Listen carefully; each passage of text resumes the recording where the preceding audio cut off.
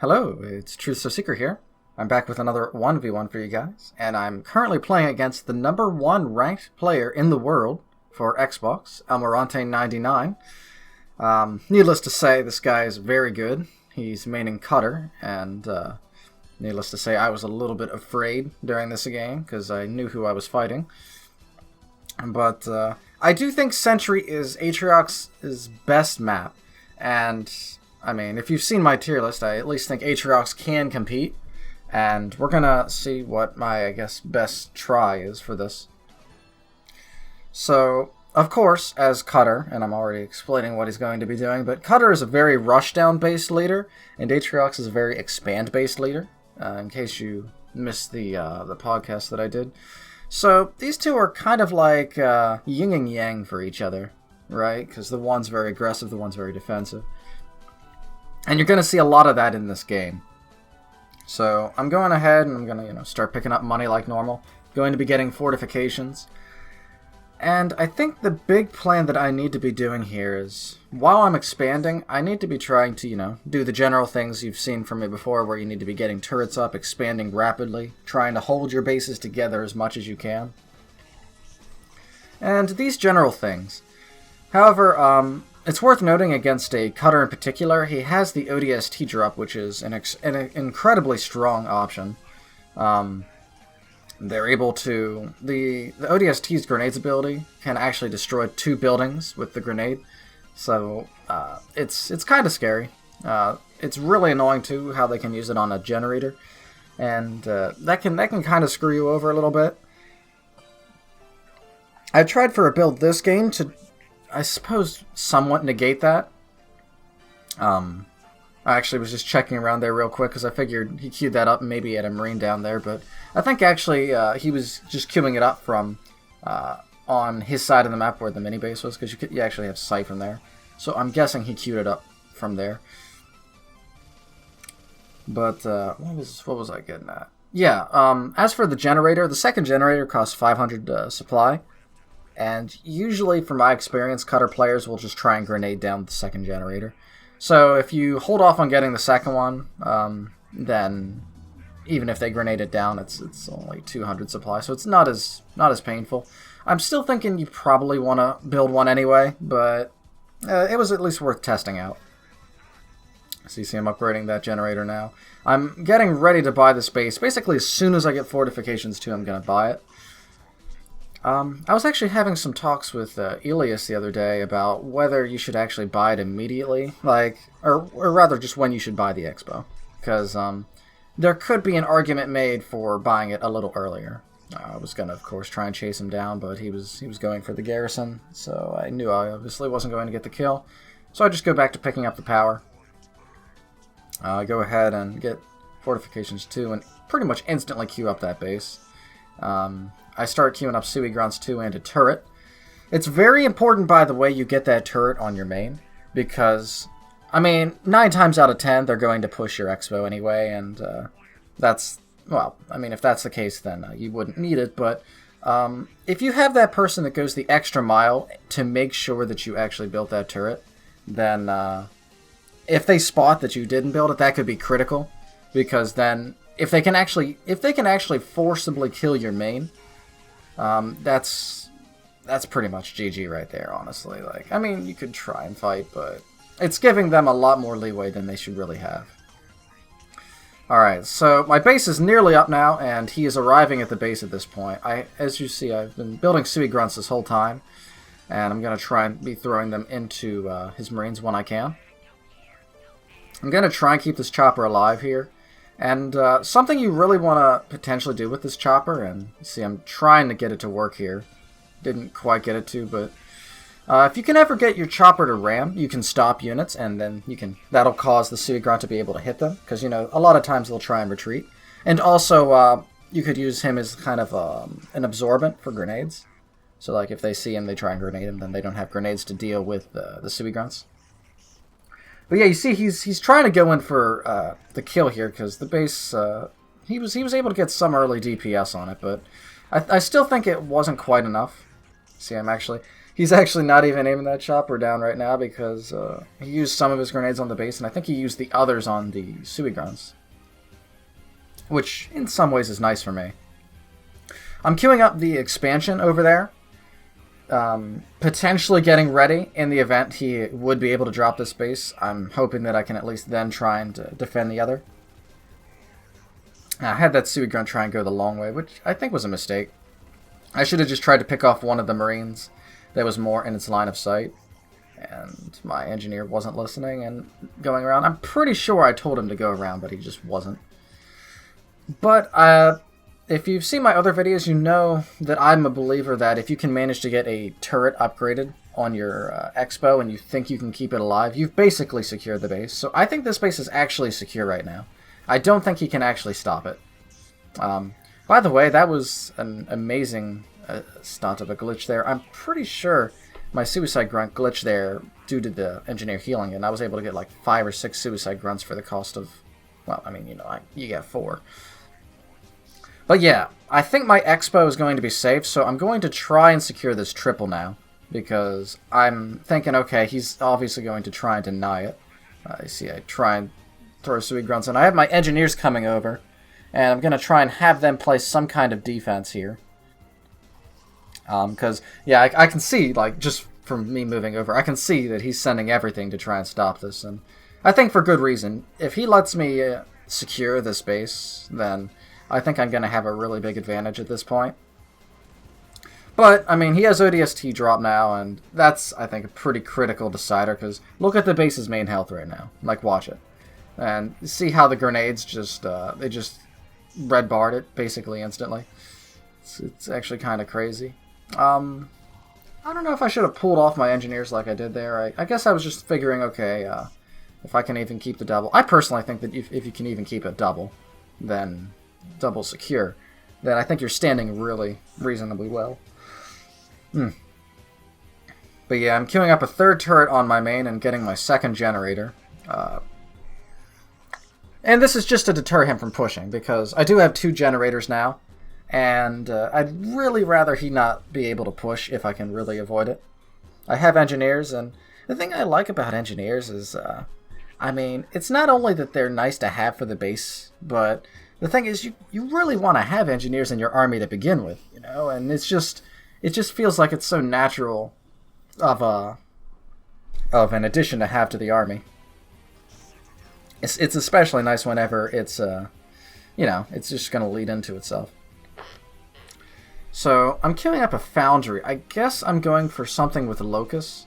And I suppose this does make some sense considering my the map we're on. This map in particular, and if you remember I said at the beginning of this game that I think this is Atriox's best map. And that's because of the defensive playstyle, or the defensive nature of the map. Like, you can see how hard it is to really push onto this Expo. And even the triple itself is going to be hard to actually maintain. Or not maintain, hard to push upon. Because it's so far away. And I actually really was able to exploit it in this game, as you'll see here. See, and this is, if you notice, I went shield on both of my bases, and that was basically why.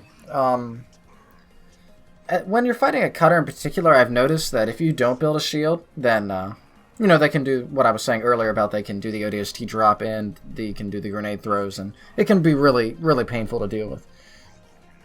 So, more or less, just by putting the shield, you're kind of negating the cheese option that the cutter has, basically.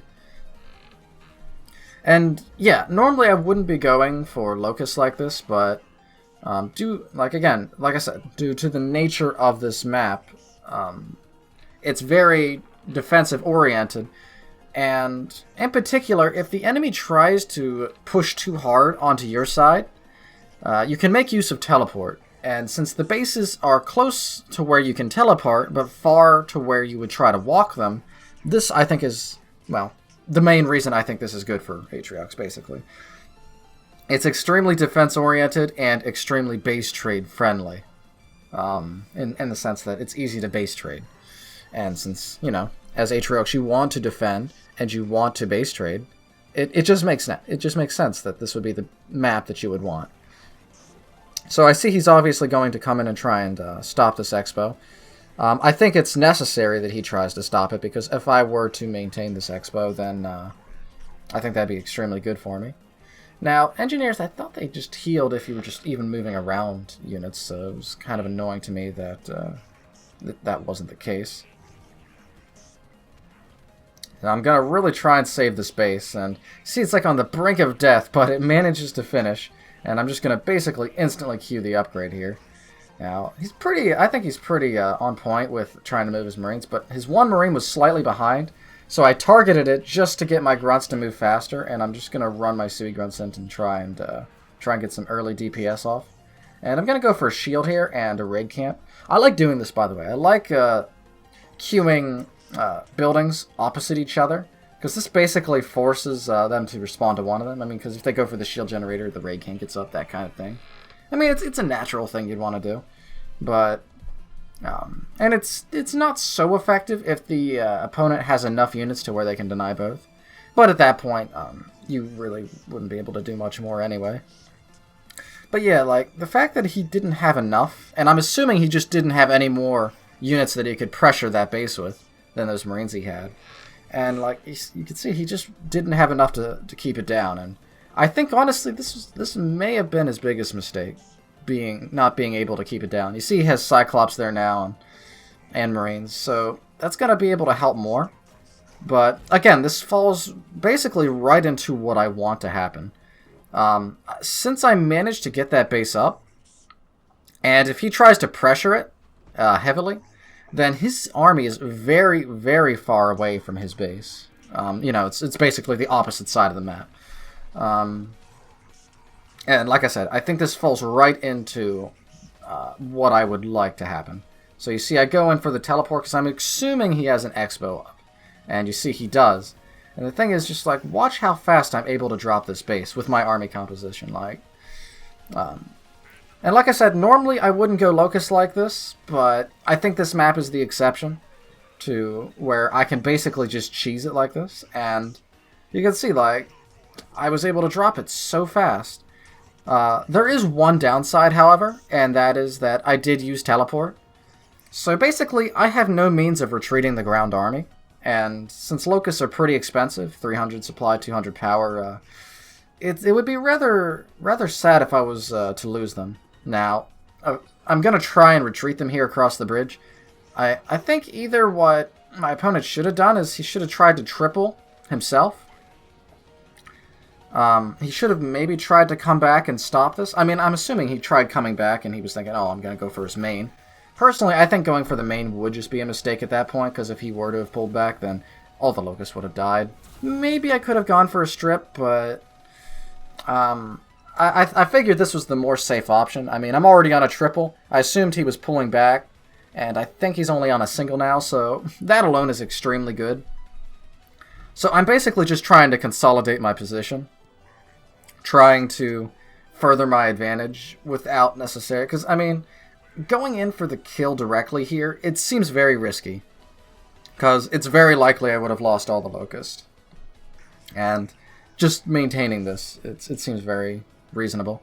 And by the way, speaking of maintaining Locusts, if you saw earlier, I think they fell through the bridge, even though they were clearly not on the bridge. Actually, I think I'm doing all units, and I had like 3, and now I only have 1. Yeah, go if you want to rewind it and see for yourself. I think they actually fell through the bridge, and I'm pretty sure they were on the bridge. But something else I can do now is, because my army's consisting of banshees, is I can try and harass him in certain areas. I can go for mini bases and that kind of stuff. See, he's trying to harass me somewhat. I actually need to be somewhat careful here. Like, I can harass his Cyclops and whatnot, but my guys are on the bridge, and his army's pretty close, so I would prefer, honestly, if they were not there. So, you see, I pull back, and I'm actually going to just try and redrop this base. Mostly just to try and pull him back, because, I mean, I want to get my units on the bridge across to safety, but also because I think it's a nice thing if I can manage to drop this. And, to be honest, bases are actually, especially new bases, they actually fall pretty fast to Banshees. Like, you can see how much DPS I'm doing to this base. So he's going to try and split up his army a little bit to try and hit me more, and he's even getting Wolverines out at this point, because the Marines themselves aren't doing quite enough. But I am going to be able to drop his base again. The bridge is up, so I'm going to scurry my guys back across the map and try and get them back to safety. Getting Tech 3. I need to be getting a War Council up to increase my pop. I haven't done that yet, and I think that's something I should be doing. I'm basically checking right now, by the way, to see if he has this triple, because if he does, I need to try and, drop that. Because if I can keep him on a single base, then that's going to help me. You see, he actually was going across the bridge, so if I would have kept my stuff there, it would have died. Very likely would have died. I'm going to try and harass him a little, because since I know what he has over there, I figure, okay, I can at least try and fight him. I'll even throw a bulwark if necessary. I suppose it was alright to throw a bulwark there. And yeah, he did build that base, and I am going to be able to get the kill on it, so that is really nice that I was able to get that.